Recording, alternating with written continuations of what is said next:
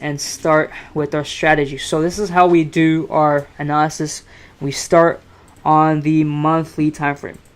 So we go to the monthly time frame, and what I like to do is basically draw support or resistance or trend lines from this level. Now the first thing I want to do is notice where price is. So price is right now, it's currently here. So I'm not too concerned about stuff happening up here or all the way down here. More of what's happening in and around this area. And so the first thing I can obviously draw is a support region. So I use this rectangle tool right here, and I just want to draw this region for CAD yen. Okay, so in case we do have a short setup, we can short to here as a potential target. The next thing I want to look at is maybe a resistance, and a clear resistance I see is probably right around here for CAD yen. So I'm going to get out the tool and do that as well. And so now we have two zones of interest. Is there any trend lines we can draw? Yes, there is. Right here, right? We can connect these wicks. You can obviously see a decent sized downtrend. Okay, so we have a clean, first touch. Let's actually clean this up a bit.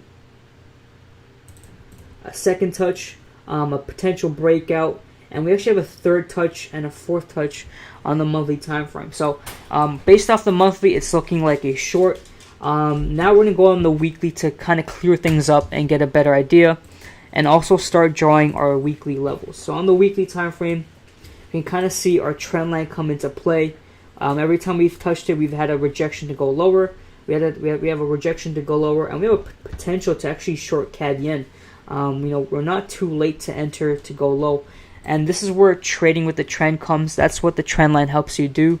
I like to use it as a tool to make sure we're trading with the trend at all times. So on the weekly, is there any levels we can draw that were not covered by these zones? And there is. So for example, this level right here, okay? Why do we draw here? Because if you look to the left, a lot of wicks on this level, so you get the memo. That's one weekly support we can draw. Is there a weekly resistance we can draw? Yeah, there could be.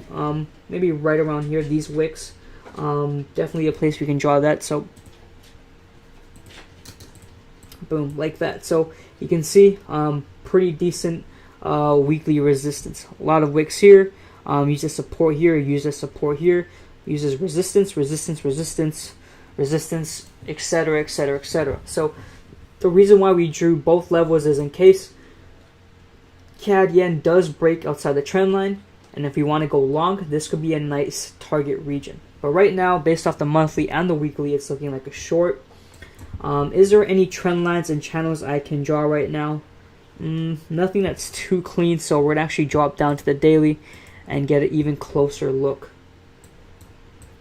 So on the daily, there is a trend line we can draw, and we're going to draw it right here, connecting this wick to this wick. And you can see why doing this top-down analysis is important. Because if you entered off the monthly or the weekly, you could be in some trouble, because if you look at the daily time frame, we had a nice clean first wick, second, and if we zoom in, we're currently bouncing off or resting on this third trend line visit. So CAD yen can very well retrace back up to maybe retrace this monthly trend line and then go lower, or it could very well pop off and close outside this trend line to go higher. So for our trade for next week, what we're going to be looking for is actual break of this trend line we drew. And if we look, it's actually a pretty decent channel, right? This is a nice ascending channel, and all the channel is it connects a top trend line with the bottom, and the channel usually is a continuation pattern. So for example, this would be a bearish flag pattern, and what that means is a bearish flag pattern basically means you had a sell-off like this, and this is your flag pull, and then this ascending channel is your flag itself, and this is a continuation pattern. And the way to trade this is after the break of this pattern, you're usually going to go lower. So that's the idea. We're waiting for that break, and now I determine my take profit levels on the daily time frame based on key levels. So I'm just looking at this recent price action. I'm looking for key levels, and one would obviously be right here. Why? Because this was our last swing low, right? And we used that support in the past and level, and then the next level, take profit level, would be somewhere down here. A lot of wicks, a lot of activity like that. And so this is the setup we're looking for.